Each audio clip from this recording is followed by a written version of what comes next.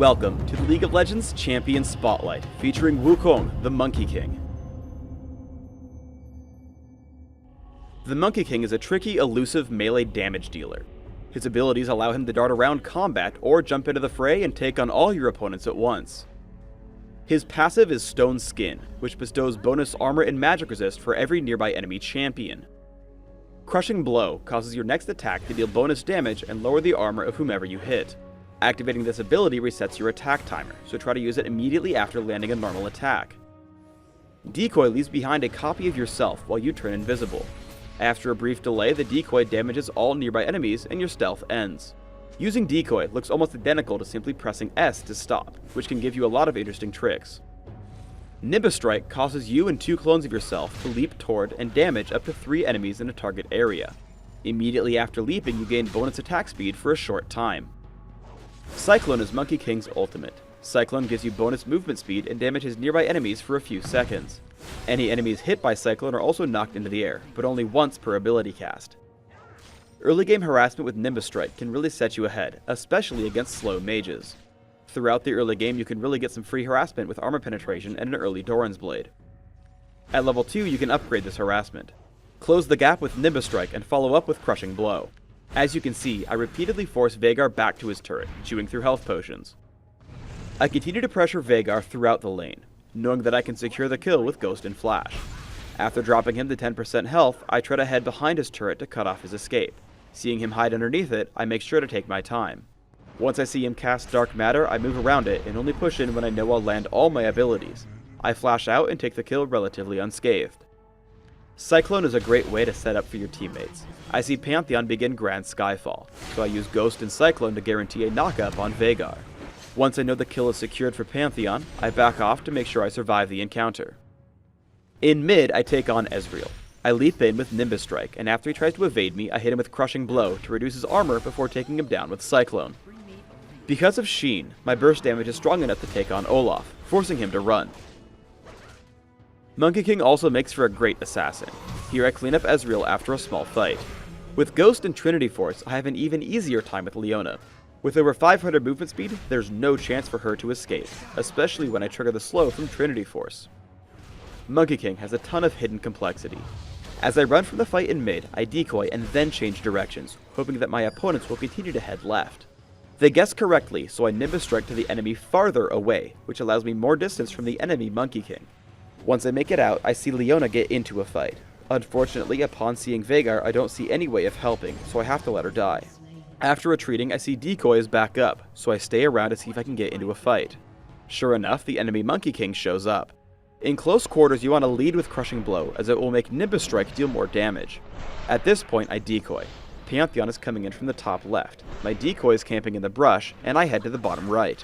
As a result, there's no way for him to escape, and we pick up the kill after his stealth ends.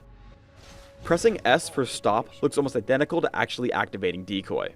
As I'm getting chased, I simply stop to trick my opponents. After waiting exactly 1.5 seconds, they assume I ran to the bottom brush, as that's the only location I could have reached without being seen. So, I decoy and head up, guaranteeing my escape as they check below. We get into a large team fight in mid. Immediately I head for Olaf to try to save my teammate.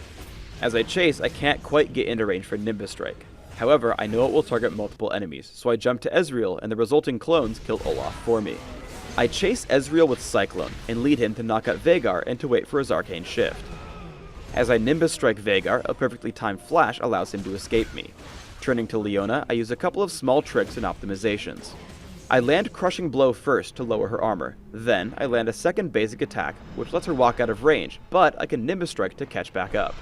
I use Decoy, which allows me to get extra close with Leona while I wait for Crushing Blow's cooldown. I use the fact that Crushing Blow resets my auto attack timer to get 2 attacks in much more quickly than I would otherwise be able to. Let's show the previous trick more cleanly. We dive Ezreal at his turret.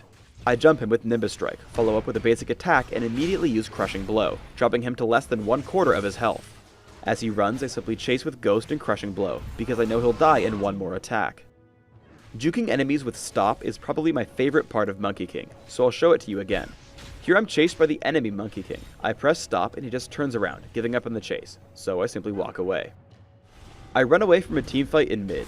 An unsuccessful stop juke gets me low, and ultimately I have to use Decoy and Flash to escape. Thankfully, only Ezreal follows me. I hit him for over half his health and retreat when his team comes to help. Waiting off in the wings, I notice that Ezreal has been left all alone, so I ghost back in and take him out with Nimbus Strike and a basic attack. Seeing Leona and Olaf come back, I attempt to stop Juke, which causes them to run. I activate Decoy, which lets me get a free attack off on Leona before turning around. As the fight continues, I Nimbus Strike onto Veigar and land just one basic attack before using Decoy. In the confusion, they have no idea if I'm real or not, and unload most of their cooldowns onto my clone. My teammate Leona joins the fight, so I head back in, taking down Olaf before escaping. For runes, I take armor penetration bars, flat armor seals, flat magic resist glyphs, and flat health regeneration quintessences. This setup allows me the most power at early levels in lane, where you can really shine. My masteries are 0-21-9 with Ghost and Flash, allowing me to play extremely aggressively in lane, shrugging off most of the enemy minion damage. I take 2 points in Crushing Blow early, getting a single early point in Decoy and maxing Nimbus Strike first, going back to Crushing Blow after. My goal is to have the same cooldowns on Crushing Blow and Nimbus Strike. Nimbus Strike gains more damage per level up, so this level order gives me the best harassment. For items, I take a Doran's Blade to start, almost always heading immediately to Mercury Treads, followed by Trinity Force. Beyond that, I choose to build him a bit tanky, but you can find a build that works for you. In the Spotlight, I built Atma's Impaler, Force of Nature, Blast Whisper, and Bloodthirster.